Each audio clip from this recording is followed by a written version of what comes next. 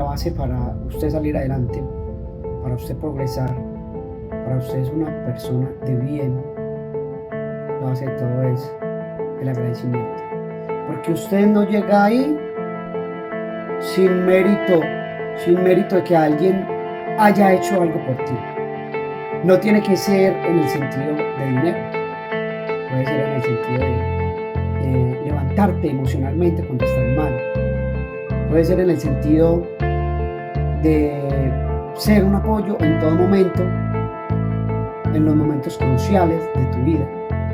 Pero a veces tú dices, no, yo soy por mérito propio donde estoy, pero tenemos que ser agradecidos con las personas que han puesto un granito de arena para que eso sea real. Siempre va a haber alguien que ponga ese granito de arena.